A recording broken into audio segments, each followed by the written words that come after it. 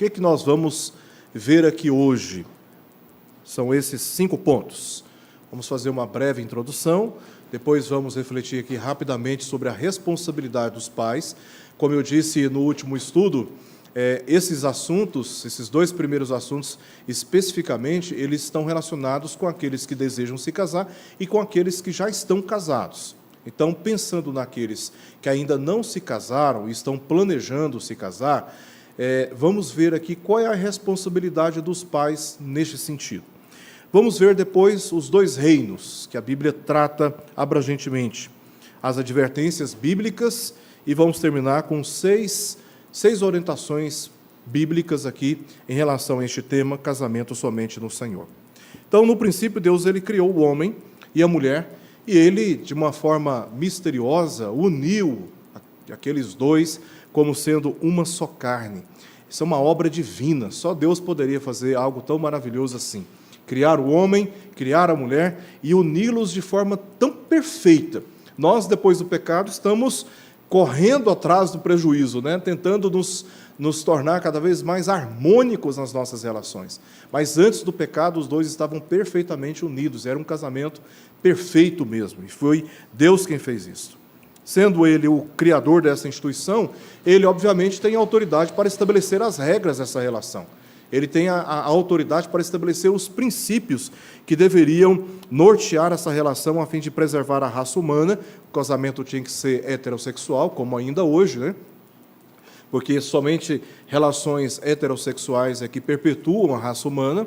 Então, Deus estabeleceu um dos princípios é que o casamento deveria ser entre um macho e uma fêmea, e também ele estabeleceu os princípios que deveriam fundamentar a unidade conjugal com ele, do casal com ele mesmo. Em Mateus capítulo 19, verso 6, nas palavras de Jesus, Deus foi quem uniu o homem e a mulher, e diante do estabelecimento desta unidade, e também da intenção de Deus ao formar o homem e a mulher e os unir como uma só carne, o homem não tem o direito de desfazer.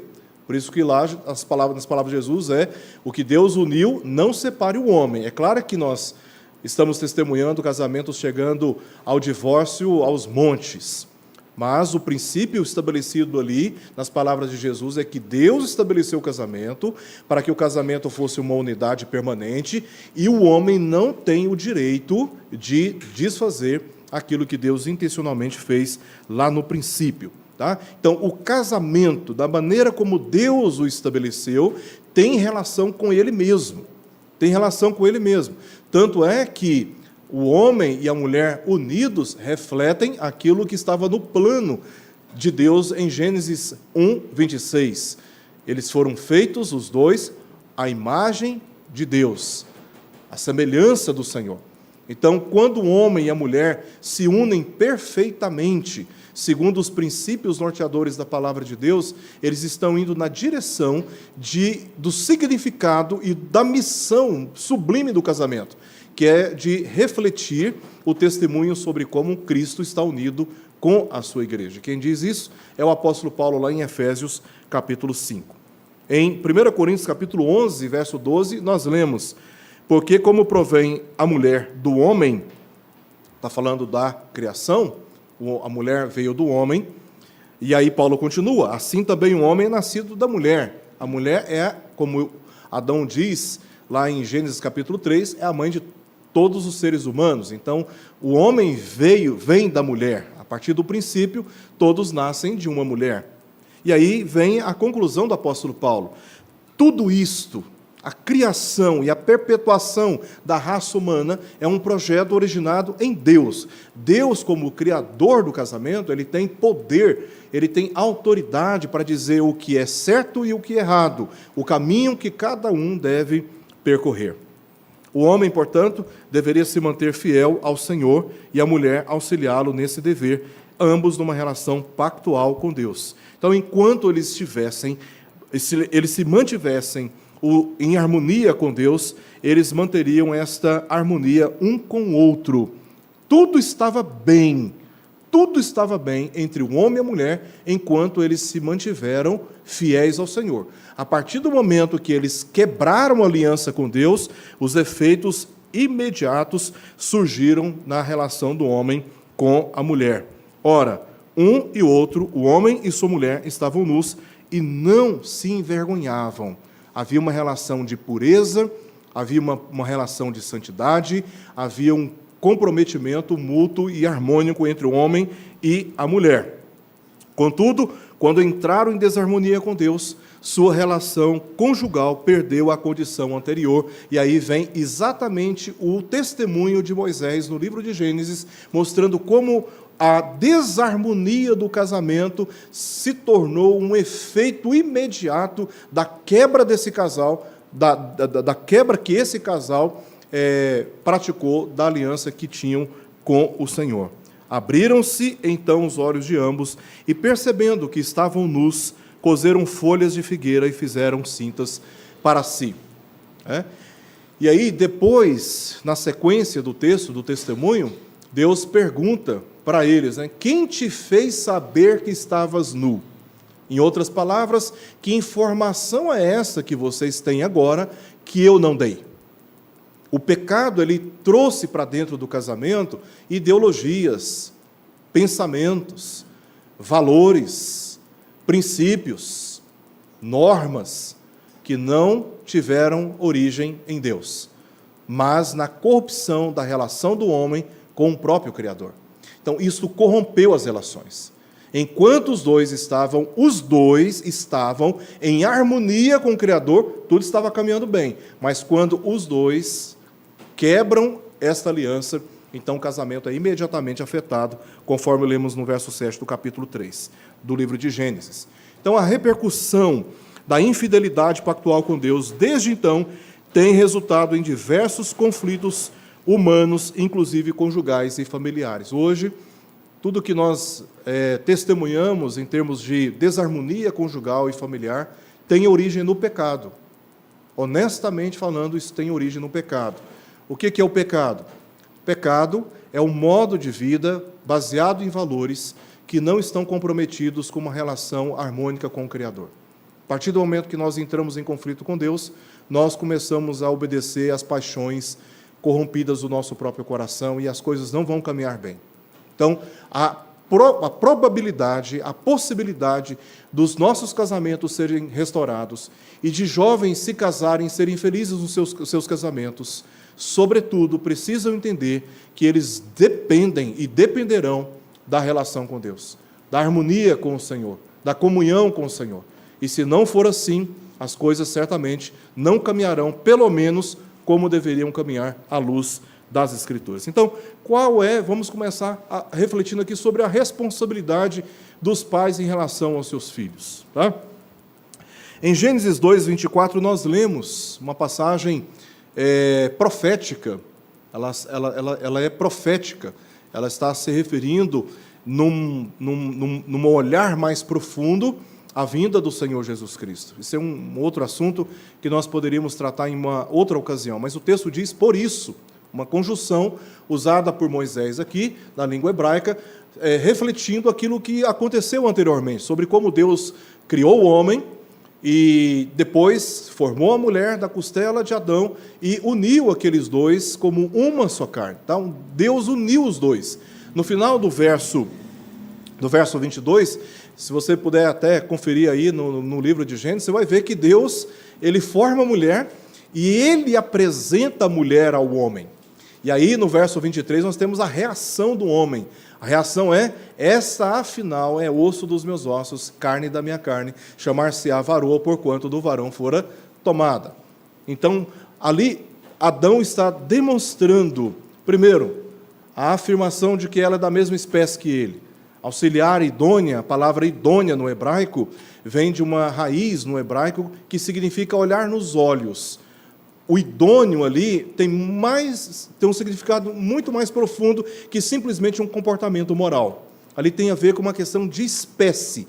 Ela só poderia ser auxiliar se ela fosse da mesma espécie de Adão. E isso é confirmado nas palavras de Adão no verso 23. Ela é osso dos meus ossos, carne da minha carne. Então é da mesma espécie. E aí diz o texto que Deus é Ele quem leva, é Ele quem apresenta ao homem, e o homem, em segundo lugar, além dessa afirmação de condição da mulher, ela é da mesma espécie que ele, diferente de todos os animais no jardim, ali Adão está expressando o que ele buscava, mas agora ele encontra satisfação.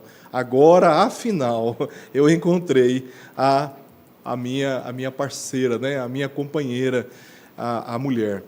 E aí Moisés entra no verso 24 dizendo, olha, por causa disto, por isso, por essa união sublime, por essa satisfação, por essa manifestação da glória de Deus, deixa o homem pai e mãe e se une à sua mulher, tornando-se os dois uma só carne.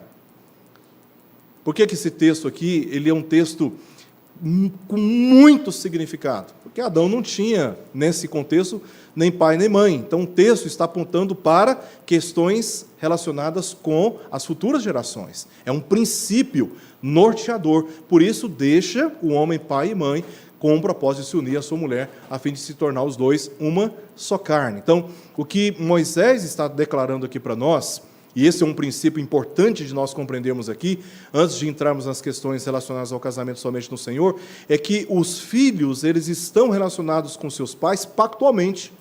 Eles nascem em aliança com seus pais.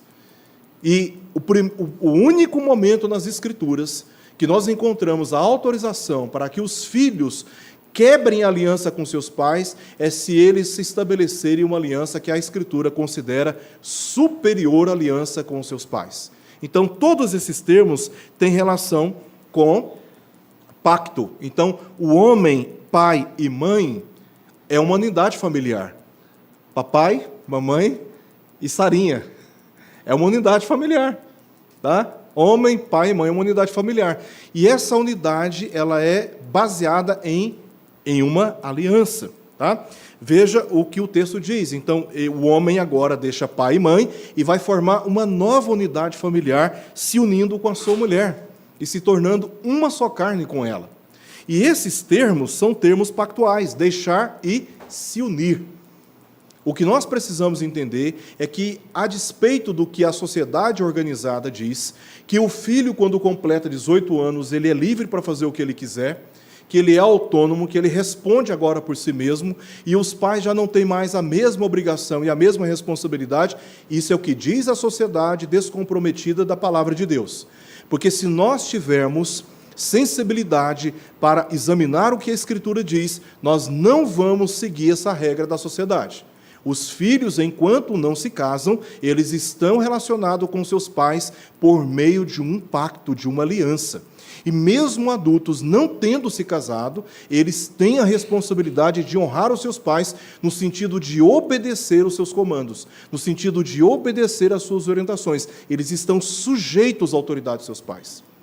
Eles só têm, por parte da Escritura, a autorização para deixar os seus pais no sentido de quebrar o pacto, não de abandoná-los, não de descuidar deles, mas no sentido de romper a obrigatoriedade de se sujeitar aos seus pais, é quando eles se dirigem para estabelecer uma nova unidade familiar, e essa unidade familiar a Escritura considera superior à relação com os pais, que é o casamento. Então, o casamento ele está naturalmente fundamentado em um pacto, em uma aliança. Em um pacto, em uma aliança. Tá? Então, nesse sentido, os filhos devem respeito, devem honra, devem obediência aos seus pais até que eles se casem. Isso não significa dizer, vale a pena sempre ressaltar isto, que mesmo depois de casados não significa que devemos abandonar e desprezar os nossos pais, porque nos casamos. Agora nos tornamos autônomos, vamos chamar assim, para estabelecer uma nova unidade familiar. A Bíblia não está dizendo isso. Aliás, o apóstolo Paulo diz a Timóteo que aqueles que não cuidam dos da sua própria casa são piores do que os descrentes. O que a Escritura está dizendo é que os filhos, eles têm uma relação pactual com seus pais, e essa relação é quebrada somente quando eles se casam. Enquanto não se casam, eles são sujeitos à autoridade dos seus pais. E isso, obviamente, vai se desenvolver em toda a história da Escritura. Na era patriarcal, os pais prometiam seus filhos ao casamento. Os filhos não decidiam casar por eles mesmos. Eram os pais que coordenavam tudo isso. E o moço pagava um dote para provar o seu interesse e obter o direito ao casamento. Em outros casos, os filhos prometidos pelos pais, eles assumiam publicamente o compromisso e a preparação para o casamento chamado de noivado, que durava até um ano, no final do qual o pai da noiva promovia uma festa chamada as bodas, que podia durar uma semana e entregava solenemente a filha ao noivo. Isso acontecia nesse momento das bodas. Então, os pais cuidavam de tudo. É os pais que escolhiam com quem seus filhos iam se casar, os pais que promoviam a festa das bodas, do casamento, e os pais também que ainda estabeleciam ou impetrava a bênção sobre os seus filhos. Não havia, naquele contexto, sacerdote, não havia juiz, não havia tabelião. O pai comandava tudo e abençoava os nubentes, conforme vemos em Deuteronômio capítulo 22, versos 13 a 17, numa festa social alegre, com comida e vinho. Era um momento de celebração. Celebração. E os pais que comandavam. Por que os pais que escolhiam com quem seus filhos iam se casar? Por que os pais que organizavam a festa do casamento? E por que os pais abençoavam seus filhos nessa cerimônia? Porque eles tinham essa autoridade dada por Deus sobre os seus filhos. A partir do momento que os filhos se casam, aí os pais já não têm mais essa responsabilidade. Os filhos precisam assumir a responsabilidade de cuidar da nova família. Então, a comunidade, ela participava, era uma cerimônia pública, dado o alto conceito do matrimônio. E, nessa ocasião, um pacto público entre os nubentes era feito e Deus se tornava testemunha, ratificando a união. Não era uma coisa só entre os pais. Não, os filhos que estavam se casando, eles faziam votos um ao outro, e Deus era testemunha, e Deus se fazia testemunha desta unidade. Tá? Então, os homens poderiam dizer, não, pode acabar, e Deus está dizendo, eu sou testemunha de que vocês prometeram e vocês devem honrar os votos que vocês cumpriram. E um dos efeitos do pecado da nação de Israel, no tempo do profeta Malaquias, é que as pessoas estavam partindo para o divórcio, como se o divórcio fosse uma solução para os problemas conjugais. E o divórcio, num olhar bem rigoroso das Escrituras, nunca foi uma solução para os problemas conjugais. A solução para os problemas conjugais é a confissão de pecados e o arrependimento. É por isso que Jesus diz que o divórcio ele existe por causa da dureza de coração. É quando você resiste a verdade de Deus, o padrão que Deus estabeleceu para o casamento e para a família, e de modo intransigente caminha na direção de abandonar os votos que um dia você fez para manter o seu casamento. O casamento é algo extremamente sério, muito embora estejamos vivendo em dias em que ele esteja sendo banalizado, relativizado e tratado como algo que vale a pena somente enquanto eu tenho os meus interesses particulares supridos. A partir de então, quando não são mais supridos, o casamento para mim não é mais interessante. Mas não é assim que a palavra de Deus descreve os termos do casamento.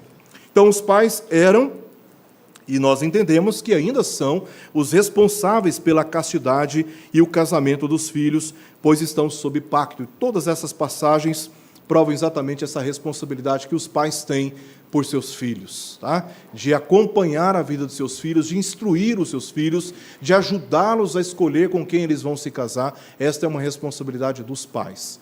Então, nós não podemos morrer na praia. Educar os nossos filhos como cristãos, como tementes a Deus, como vigilantes na palavra do Senhor, e justamente no momento final, quando nós vamos despedir os nossos filhos, porque eles vão formar os seus casamentos, suas novas famílias, nós desistimos dessa responsabilidade. Nós temos que ir até o final.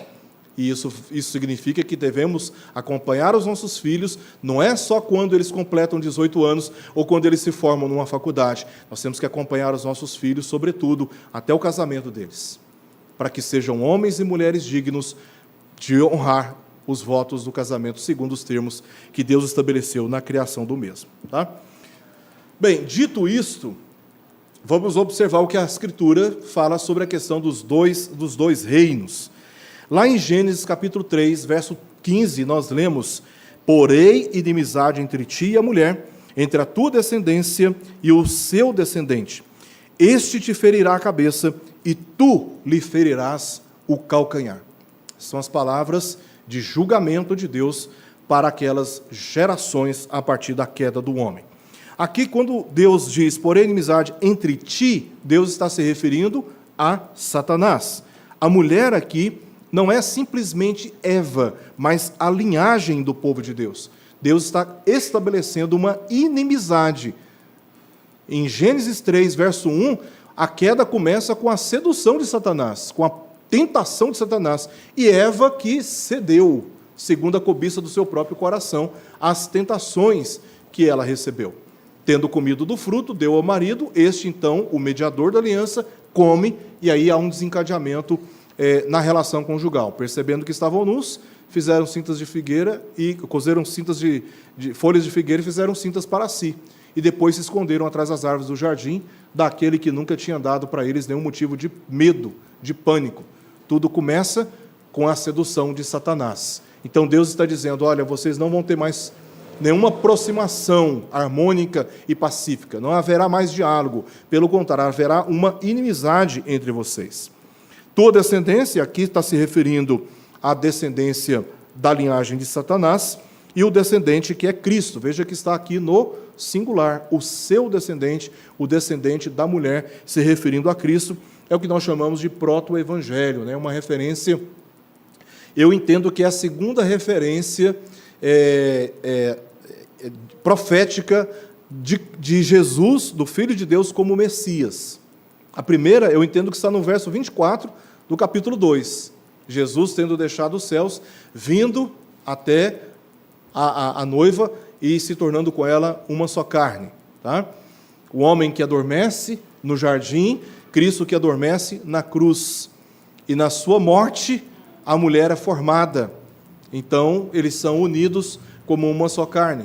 A igreja, o corpo, Cristo, o cabeça. Por isso eu entendo que Gênesis 2:24 é uma indicação profética de Jesus como o Cristo, o Messias. Tá? E aqui nós temos, a meu ver, a segunda menção de Jesus como Messias. O descendente da mulher, ele vai ferir a cabeça de Satanás, da serpente, e ele ferirá o seu calcanhar. Veja que a palavra usada aqui é inimizade. Não tem como haver comunhão, não tem como haver harmonia.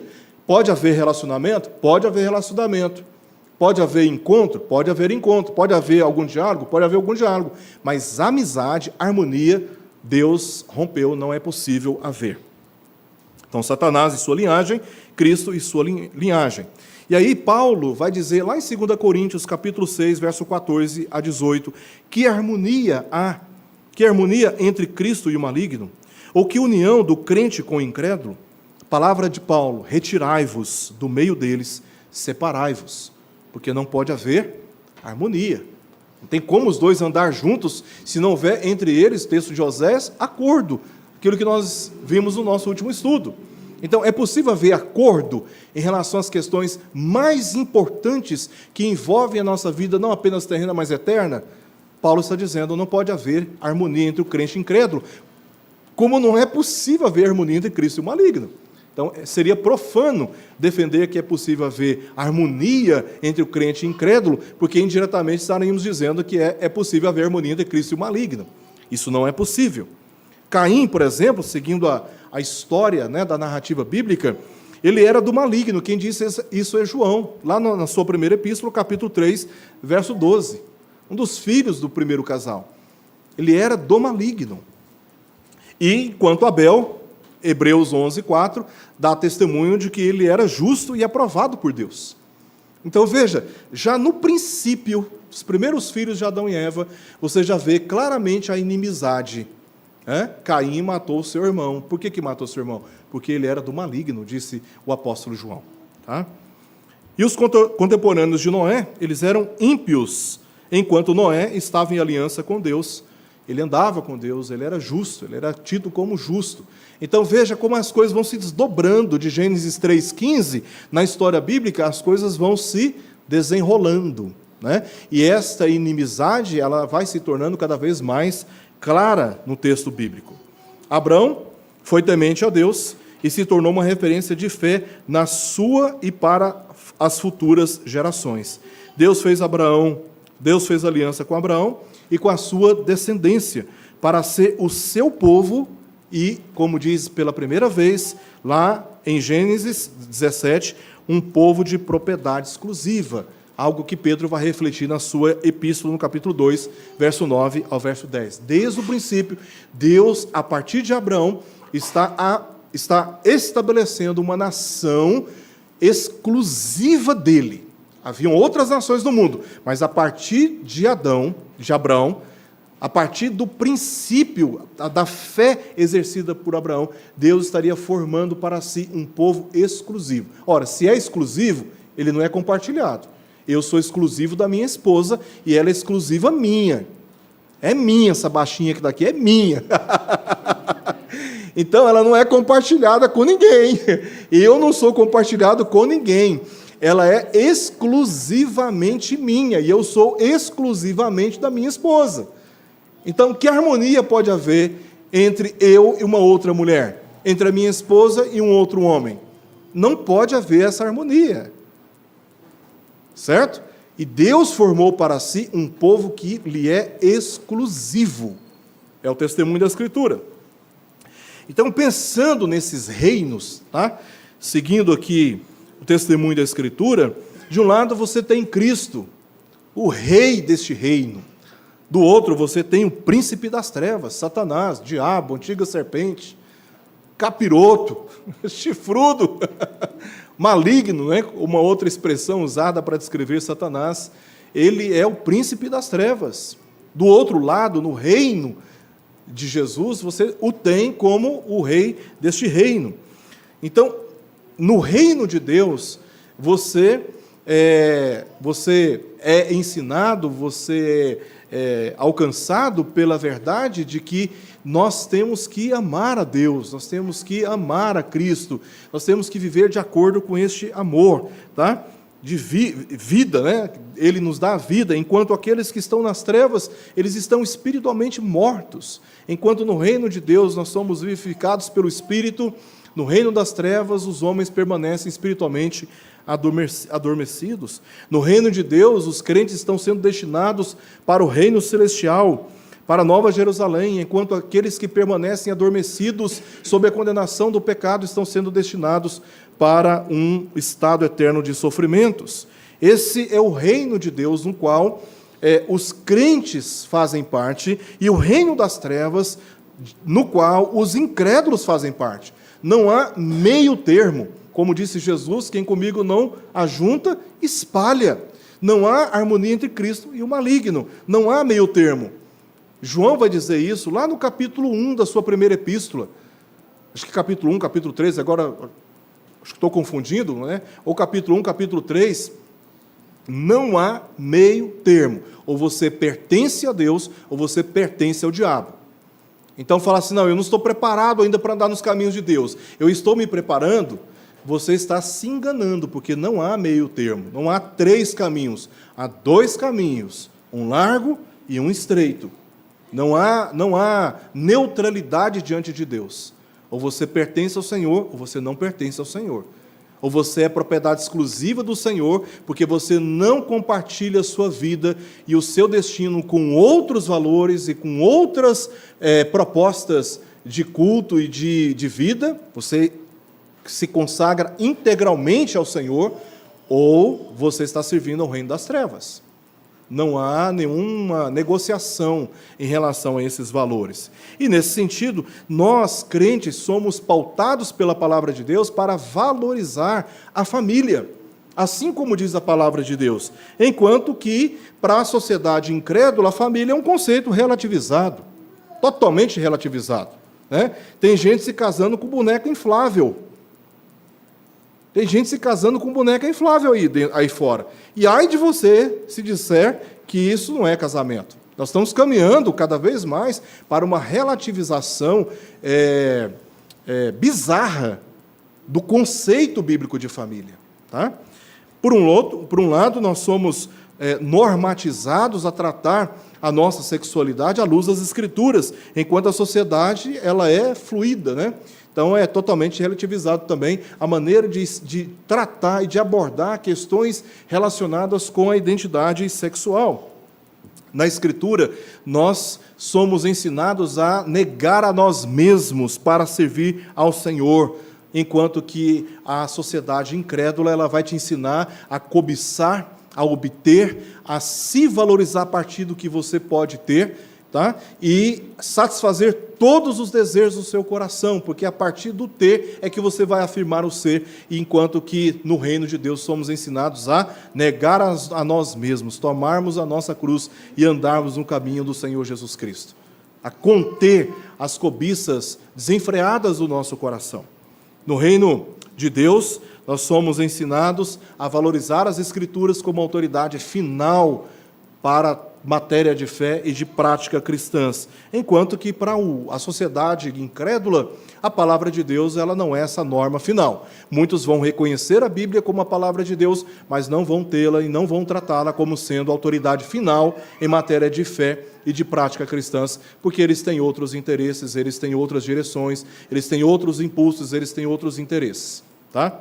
Então, sabemos que, mesmo não sendo crentes em Cristo, é totalmente possível pessoas serem moralmente dignas numa sociedade. Então, nós não podemos assim pensar de forma também tão preto no branco. Nós somos testemunhas de muitas pessoas que nem sequer são crentes, mas que vivem uma vida social digna de ser imitada. Isso aí é fato, e nós não podemos negar aquilo que está diante dos nossos olhos. Tá? Inclusive contrariando esses preconceitos sobre os incrédulos, porque a gente entra em contradição.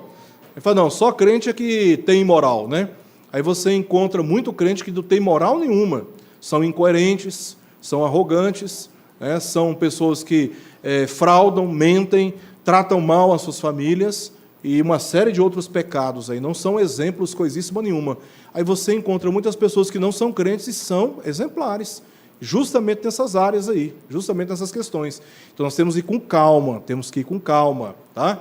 Muita calma nessa hora. Muita calma nessa hora. Contudo, a nossa perspectiva aqui não é moral. Nós não estamos falando de bom comportamento, nós estamos falando de condição espiritual. E de condição espiritual só há dois povos, duas condições diante de Deus.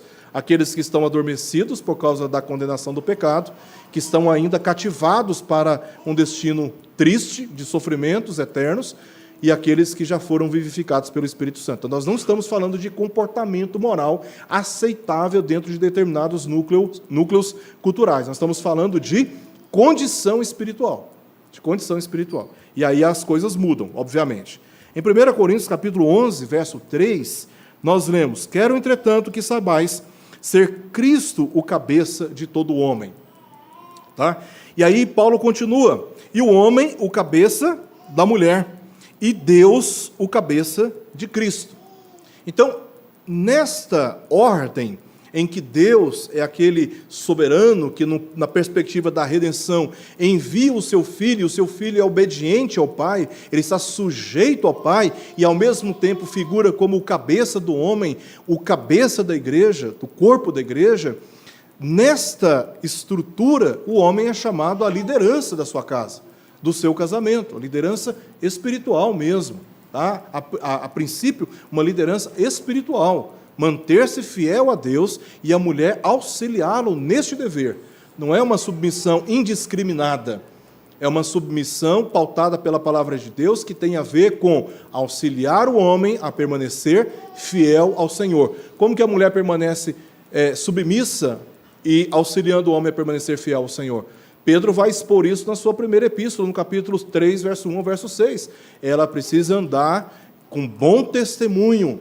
Paulo vai dizer em Tito que a mulher que não se sujeita ao seu marido, a palavra de Deus é difamada. Então, a mulher auxilia o seu marido com um bom testemunho, com um caráter cristão. E veremos alguns detalhes sobre isso aqui mais adiante. Tá? Então, a mulher é aquela que Deus colocou ao lado para auxiliar o homem a permanecer fiel ao Senhor. O homem está desanimado, a mulher está animando ele espiritualmente falando. O homem está começando a ser negligente na fé, ele está ali para exortá-lo, para adverti-lo. E, pelo seu bom testemunho, constrangê-lo na sua negligência, na sua indisciplina, em relação à igreja, em relação à educação dos filhos, em relação ao testemunho diante da sociedade. Então, essa é a estrutura que Deus estabeleceu. Então, tanto o homem quanto a mulher ocupam uma função determinante para a harmonia familiar com Cristo e com Deus. Se o homem for um mau testemunho dentro de casa, na relação com a esposa, você imagina o fardo que essa mulher vai ter que carregar. E se a mulher for uma tranqueira, né? Você imagina o fardo que o homem vai ter que carregar dentro de casa. Então, um e outro, eles são assim determinantes para que haja harmonia. Os dois têm que andar juntos. Eles têm que andar juntos na mesma direção. Então, se o homem quer ir para uma direção, a mulher quer ir para outra direção, esse casamento ele está fadado a infelicidades, a conflitos, a angústias, a frustrações, a depressão, a perda de prazer na vida. Isso não apenas em relação às questões de ordem social, familiar, mas também de ordem espiritual. Porque todo cristão que se preza e que reconhece a palavra de Deus, a Bíblia como a palavra de Deus, ele quer crescer na fé, ele quer crescer em comunhão com o Senhor, ele quer servir a Deus, ele quer andar em santidade. Mas se o outro não quer, olha o que Paulo vai dizer lá em 1 Coríntios capítulo 7, eu queria poupar vocês disso. Né? Os discípulos lá em Mateus capítulo 19, quando eles souberam nas palavras de Jesus que uma vez casados, casados para sempre, os discípulos falaram, mas se eu casar, em outras palavras, né? Se eu casar com uma pessoa que não vai dar certo para conviver, não tem como refazer isso e casar de novo, Jesus, nas palavras dele, está dizendo, ensinando, deixando claro, não é possível. Aí os discípulos falaram, bom, se essa é a condição relativamente à mulher, então nem convém casar. E Jesus, trocando aqui em miúdos, está dizendo para eles, ninguém é obrigado a se casar, mas se você casar, você tem que manter responsabilidade por esse casamento. Tá? Então, não é brincadeira, o casamento é algo sério e deve ser levado a sério. Então, o homem, se ele não for um homem temente a Deus, a mulher vai pagar um preço para o resto da vida. E se essa mulher não for uma mulher temente a Deus, vai ter conflito com o homem o tempo todo. Eles podem ter harmonias em questões secundárias, mas naqueles valores que são eternos, eles vão viver em profundo conflito. Então, a parte descrente se torna uma tensão para o crente na comunhão com Deus, bem como na cumplicidade da vida cristã e também na educação dos filhos. E como membros do povo de Deus, devemos nos preocupar e ser criteriosos quanto à decisão sobre com quem nos casar e com quem nossos filhos se casarão. Eu tenho essa preocupação com os meus filhos. E de modo algum eu permitirei os meus filhos, ou em outras palavras, de modo algum deixarei os meus filhos livres, totalmente livres, para escolher quem eles vão casar. Eles são livres para se apaixonar. E eu sou livre para dizer para eles em que direção que eles vão tomar nessas paixões. Porque ainda tenho autoridade sobre eles. Eles não estão livres de mim. Eles não estão livres da minha autoridade. Todos nós estamos debaixo da autoridade de alguém. Não existe liberdade absoluta plena. Em hipótese alguma existe a liberdade plena. Nós sempre estamos debaixo de alguma autoridade. E os nossos filhos estão debaixo da nossa autoridade. Então, os meus filhos estão muito bem conscientizados do dever de casar somente no Senhor. A perspectiva que eles têm é de se casar somente com mulheres cristãs. Eu tenho 2 machinhos em casa, né? Ou machões hoje. Eles sabem que eles só podem se casar com pessoas crentes. Tá? Então, isso é um critério. Lá em casa, já conversamos várias vezes sobre isso. Isso é algo inegociável. Inegociável. Então, nós temos que ser criteriosos em relação a isso. Esta é uma escolha que repercute por toda a vida, como já vimos aqui. Considerando que o divórcio é uma transgressão da lei de Deus, ele é pecaminoso e, portanto, Deus odeia o divórcio, diz o profeta Malaquias no capítulo 2, verso 16. Então, considerando que Deus odeia o divórcio e eu, ao me casar, eu não posso ter perspectiva de me separar, então você tem que escolher muito bem. Só tem uma bala na agulha. Você não pode errar o alvo. Você tem que acertar muito bem o alvo. A pessoa com quem você vai casar tem que ter condições mínimas de quebrantamento diante de Deus. Pode ser pobre, pode ser feio, pode não ter formação acadêmica, pode não ter um bom emprego, mas é preciso ter caráter cristão, precisa amar a Deus. Porque na dificuldade, quando eu casei com a minha esposa, eu tinha um salário pífio, né? Um salário de R$250, preto, muito preconceito na sociedade, preto, pobre, uma renda baixíssima. Eu não sei, minha esposa foi muito corajosa, e mais corajosa ainda foi a família dela, né? A família dela. Mas eu tinha algo para oferecer, eu não tinha ouro nem ouro nem prata, mas eu tinha algo para oferecer para ela, né? Que era a minha fidelidade, o meu amor por ela.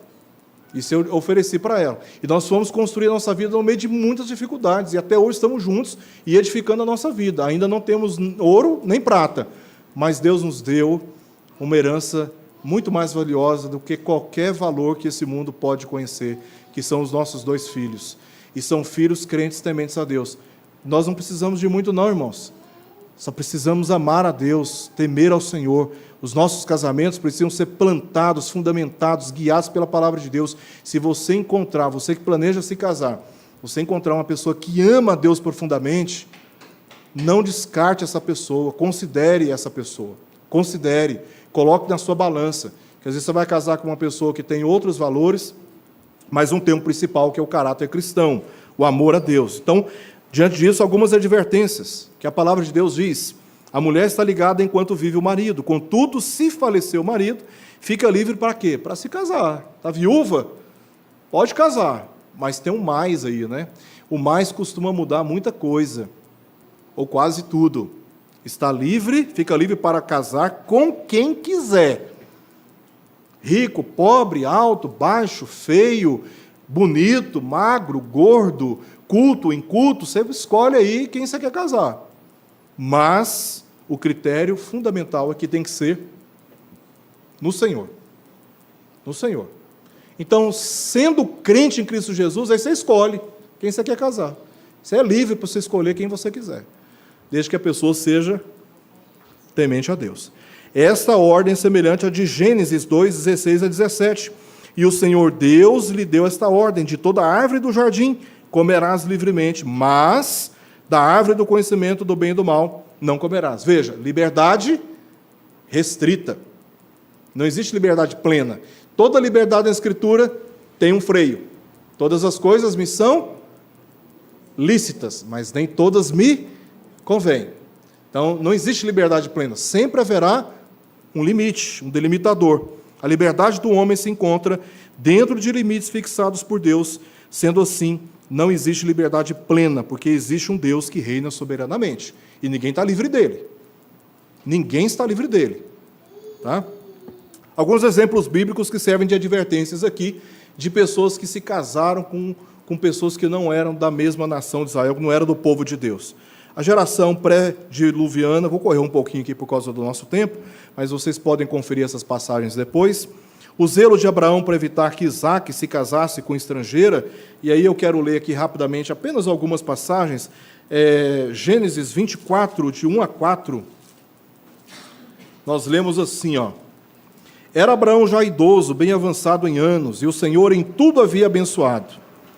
Disse Abraão ao seu mais antigo servo da casa, que governava tudo o que possuía: põe a mão por baixo da minha coxa, para que eu te faça jurar pelo Senhor, Deus do céu e da terra, que não tomarás esposa para o meu filho das filhas dos cananeus, entre os quais habito, mas irás à minha parentela, e daí tomarás esposa para Isaque, meu filho. Agora, versos 37 e verso 38.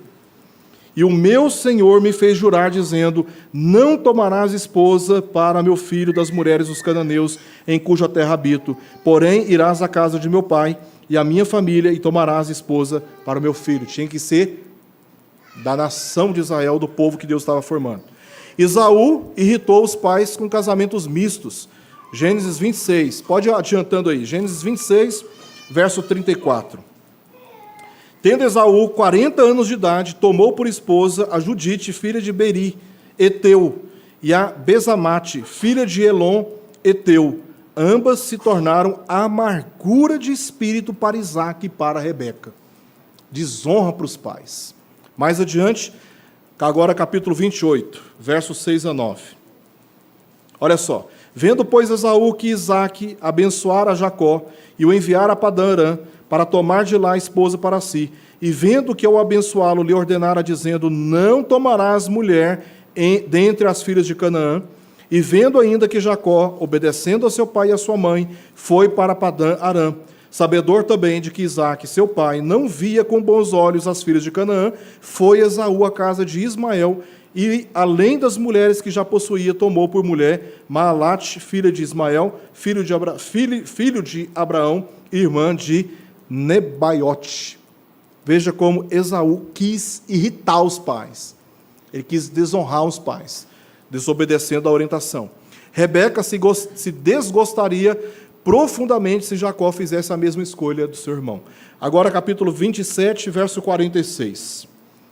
Aí, na mesma abertura do livro. 27, verso 46 de Gênesis. Disse Rebeca a Isaque: aborrecida estou da minha alma por causa das filhas de Et. Se Jacó tomar esposa dentre as filhas de Et, tais como essas, as filhas da terra, de que me servirá a vida? O que me resta mais? Esaú já fez o que fez. Agora Jacó vai fazer a mesma coisa. Se você fizer isso, o que vale a pena viver?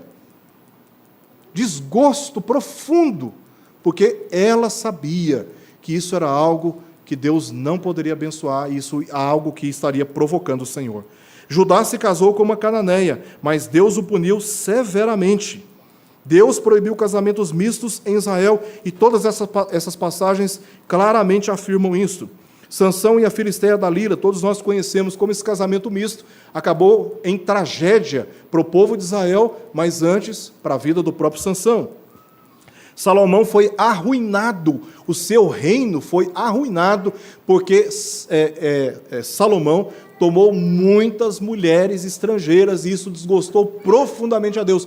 Deus disse para ele: você não vai fazer isso. E aí, mais adiante, lá no texto 1 Reis, capítulo 11, ele fez exatamente o contrário, tomando mulheres estrangeiras para se casar. E ele perdeu o reino também por causa disso, diz o texto. Acabe e Jezabel, um rei de Israel, de Judá, se envolveu com uma mulher que era idólatra. Esdras liderou o divórcio nacional de casamentos mistos. Esdras fez um sermão duro à nação de Israel em relação a isso. E aí o povo falou: e agora o que nós vamos fazer? Esdras falou: vocês vão desfazer, vocês vão se arrepender dos seus pecados, vão desfazer esses casamentos. Olha que drama, gente. Isso para uma nação inteira, a nação de Israel. Isso vai do capítulo 9 de Esdras até o capítulo 10, verso 44. E eu quero destacar aqui o capítulo 9, verso 1 ao verso 2. O povo de Israel e os sacerdotes e os levitas não se separaram dos povos de outras terras com as suas abominações, isto é, dos cananeus, dos heteus, dos feruzeus, dos jebuseus, dos amonitas, dos moabitas, dos egípcios e dos amorreus, pois tomaram das suas filhas para si e para seus filhos, e assim se misturou a linhagem santa com os povos dessas terras. E até os príncipes e magistrados foram os primeiros nesta o quê? Transgressão. Lá atrás, Deus colocou inimizade entre a linhagem de Satanás e a linhagem de Cristo. E agora o que eles estão fazendo? Estão contrariando o que Deus havia estabelecido para preservar o seu povo santo, se casando com pessoas que não eram tementes, não eram crentes diante do Senhor.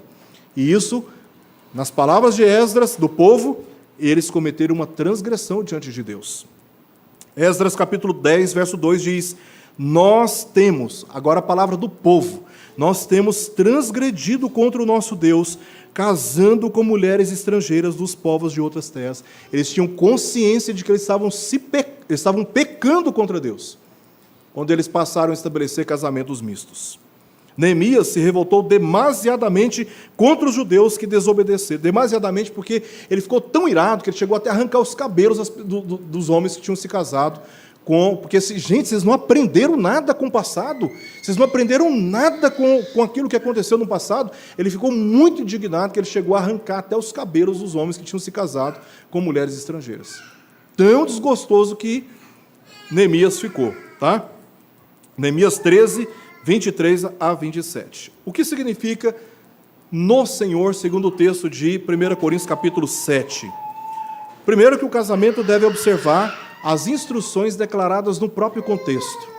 Então, para você entender o que é casamento no Senhor, você tem que ler o contexto, verso 1 até o verso 38 do capítulo 7 de 1 Coríntios. Então, Paulo está normatizando a vida conjugal, e ele está dizendo, olha, para casamento no Senhor significa o quê? Você casar observando e se comprometendo com todos esses princípios. Tá? O casamento está sob as normas de divórcio e novo casamento, conforme declarou no capítulo 7, versos 2 a verso 23. E Paulo vai dizer isso um pouco mais adiante, no final do capítulo 7.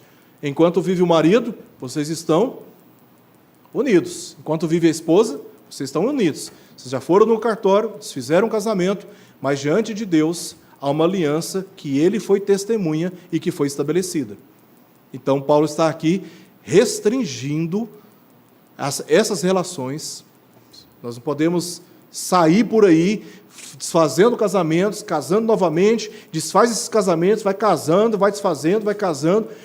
A palavra de Deus, com base nas palavras de Cristo, refletindo ensinos do passado, e que os apóstolos repercutem nas suas doutrinas apostólicas, é bem claro, o casamento é algo que envolve uma enorme responsabilidade. Enorme responsabilidade. Então, o casamento está sob as normas. Existem normas estabelecidas. Casamento somente no Senhor é como Paulo dizendo, olha, o manual de funcionamento é esse aqui. Você só pode se casar se você assinar esse contrato, assumir esse compromisso. Também o crente deve se proteger para não violar a santidade, a fornicação, verso 2 do capítulo 7, e se casar somente com quem é crente no Senhor. Tá?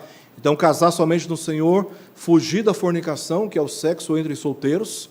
Paulo está dizendo, se vocês não conseguem se segurar, é uma necessidade fisiológica, é uma necessidade emocional, tá? Então, você tem essa necessidade de relações prazerosas e satisfatórias sexualmente falando, a solução não é sair por aí vivendo uma vida promíscua. A solução é se casar, diz Paulo no início do capítulo 7. Cada um tem a sua esposa, cada um tem o seu próprio marido. Então, essa é a solução, é o casamento. E casar com essa motivação é saudável. Não há nenhum constrangimento. Eu me casei para quê? Para ter relações sexuais e me preservar da promiscuidade, do pecado da fornicação. Isso é justo, é legítimo. Tá? E também casar com quem é crente no Senhor, segundo nós lemos os versos 17 ao verso 24. Então, nós temos aqui 5 minutos e eu quero terminar trazendo 6 orientações rapidamente para cada um dos irmãos. Primeiro, é necessário toda instrução, conscientização e prevenção, desde o namoro, que a Bíblia reconhece como noivado. Esse negócio de ficar, namorar, noivar e casar é coisa de uma sociedade descomprometida com a palavra de Deus. Existe a fase preparatória para o casamento e o casamento à luz das Escrituras. Então, você pode compreender o namoro como noivado, desde que ele esteja profundamente comprometido com o seu propósito, que é o propósito de se casar. E namoros prolongados também são muito perigosos, não são recomendados. Então, passe a namorar com uma pessoa que você vai se casar não muito tempo depois. Tá? Então, é necessário haver instrução. Você não chega dando pesada na porta, dizendo agora as coisas são assim. Não, você precisa instruir. A instrução significa o que você dá de informação. Conscientização tem a ver com o convencimento dos seus filhos em relação a isto. E a prevenção, que é o resultado da instrução e da conscientização. Tá? Desde o namoro, de que o casamento misto não é aconselhável em qualquer hipótese por obediência a Deus. Então, por obediência a Deus, eu não vou me meter em casamento misto. Segundo, se já estão namorando, você já está namorando com uma pessoa que não é crente, a verdade de Deus continua a mesma. Ela não muda porque você, Senhor, mas eu já comecei o namoro. A verdade de Deus, a instrução divina, continua sendo a mesma. E, neste caso, o mal maior deve ser evitado. E o que você faz nessa fase do noivado ou do namoro? Encerra o namoro, confiando que a bênção de Deus é determinante para o casamento. Então, se não adianta você casar com uma pessoa que você gosta, que você tem prazer de estar com ela, mas sem a bênção de Deus, isso vai durar muito pouco. Ou o seu relacionamento conjugal vai ser um relacionamento de profundo conflito se você realmente ama o Senhor e deseja crescer na vida cristã em comunhão com o Senhor. Porque a outra parte não tem condições de te acompanhar e você não tem como nem cobrar isso dela. Ela está espiritualmente adormecida. Você está querendo o quê? Que ela tenha uma vida de oração, de devoção bíblica, de comunhão com a igreja, de luta contra o pecado, sendo que ela não tem disposição espiritual para isso. Então você tem que assumir o BO depois. Né? Tem que assumir o BO, a responsabilidade pelas suas escolhas, pelas suas decisões. Então, o mal maior deve ser evitado. Qual que é o mal maior? Ver até onde vai isso, né? Arriscar a sua felicidade, a sua história, o seu testemunho e até a expectativa do outro. A casar com uma pessoa, gerar uma expectativa para depois ficar infernizando a vida do outro.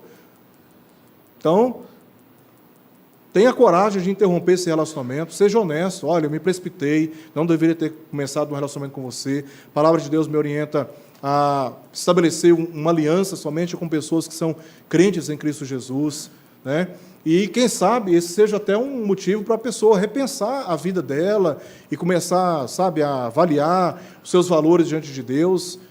Mas você precisa ter coragem de tomar as decisões que são mais importantes para você, em face daquelas que são emergentes, né, que te pressionam, né, se apega àquilo que é mais importante. Em terceiro lugar, ao cristão, o namoro não serve para encontrar a vontade de Deus. Então, sai namorando todo mundo aí, né, procurando a vontade de Deus. Eu não achei ainda, já namorou umas 50 moças dentro da igreja, uns 50 rapazes dentro da igreja. Não, eu estou procurando a vontade de Deus, ainda não achei a vontade de Deus. Fazer um test drive, né, dentro da igreja e na sociedade, isso não é justo, isso não corresponde ao caminhar de uma pessoa temente a Deus. O namoro, ele não pode ser usado para encontrar a vontade de Deus, mas para confirmar a vontade de Deus. Então, se você deseja se casar com uma pessoa que não é crente em Cristo, você já tem a resposta da vontade de Deus. Essa não é vontade de Deus para você. Você estava atrás da vontade de Deus, você já tem essa resposta. Essa não é a vontade de Deus para você. Em quarto lugar, preservar o compromisso bíblico assumido publicamente, e aí falando para o nosso domicílio, né? Preservar o compromisso bíblico assumido publicamente como membro da Igreja Presbiteriana do Brasil, conforme prescrito na Confissão de Fé de Westminster, onde há a exposição doutrinária da Palavra de Deus, adotada oficialmente pela Igreja Presbiteriana do Brasil. Lá no capítulo 24, parágrafo 2º, diz: a todos os que são capazes de dar um consentimento ajuizado, é lícito casar, mas é dever dos cristãos casar somente no Senhor. Portanto, os que professam a verdadeira religião reformada não devem casar-se com infiéis, papistas ou outros idólatras, nem devem os piedosos prender-se desigualmente pelo jugo do casamento aos que são notoriamente ímpios em suas vidas ou que mantêm heresias perniciosas. A pessoa é uma ótima pessoa, mas é um herege.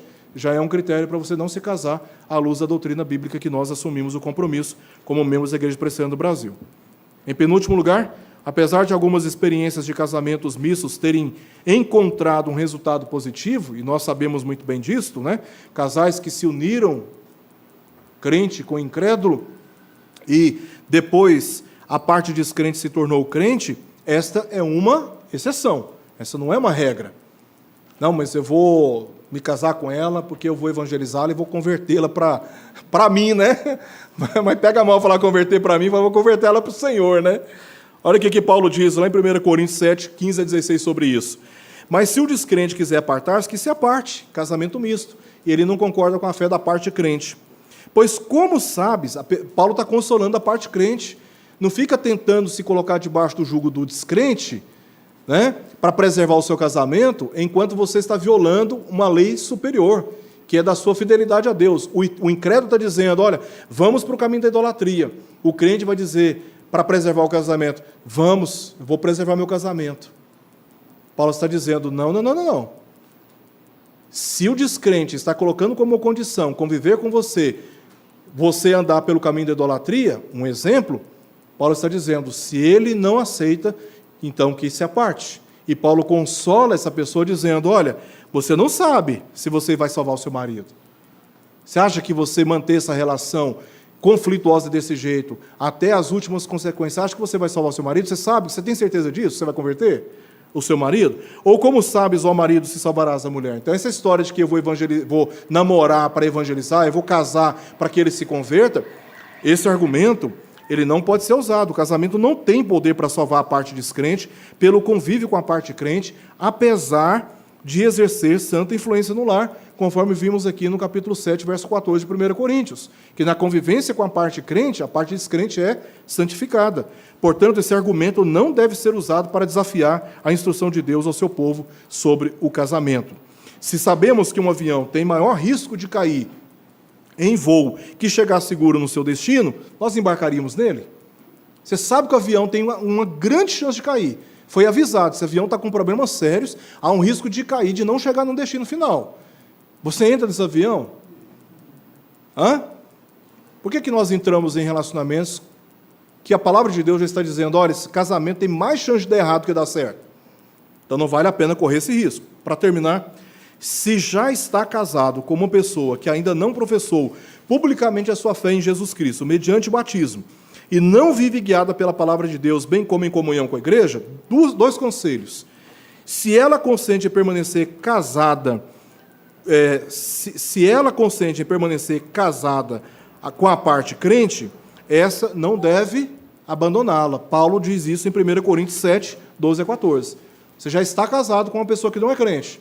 Você não pode sair daqui dizendo, vou acabar com o meu casamento quando chegar lá em casa. Não, não, não, não. Se a parte descrente e consente em viver com você, a instrução bíblica é permaneça casado, permaneça casada. Honre o matrimônio, honre os votos que você fez. Tá? A parte crente deve se relacionar de modo que a descrente seja santificada pelo convívio. Esse é o seu dever, agora que você já está casado, com a parte descrente. Viver um bom testemunho dentro de casa. E você não pode violar, negligenciar o seu casamento com a parte que não é crente, porque você quer ficar na igreja todos os dias. Você tem que tomar muito cuidado com isso. Tem que viver o seu testemunho cristão diante da pessoa para que ela seja santificada pela palavra e também pelo seu testemunho. Tá bom? Vamos orar, pedir a bênção de Deus sobre nós e depois vamos interromper a transmissão e vamos abrir para as perguntas que, porventura, os irmãos tenham a fazer. Amado Deus, obrigado por esta oportunidade tão rica de examinarmos a Tua palavra e também pelos confrontos e inquietações que este assunto traz ao nosso coração.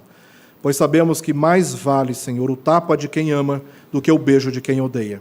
E a Tua palavra tem autoridade para esbofetear o nosso rosto, os nossos valores, os nossos argumentos, as nossas desculpas, pois sabemos que através dela o Senhor está revelando os Teus cuidados por nós e tem cuidado do Teu povo. Nós rogamos ao Senhor que nos dê sempre sabedoria nas relações e que jamais fechemos os nossos olhos para a verdade da Tua palavra que nos guia como luz diante dos nossos pés. Nós rogamos ao Senhor, ó Deus, pelas Tuas misericórdias e te pedimos isso em nome de Jesus. Amém.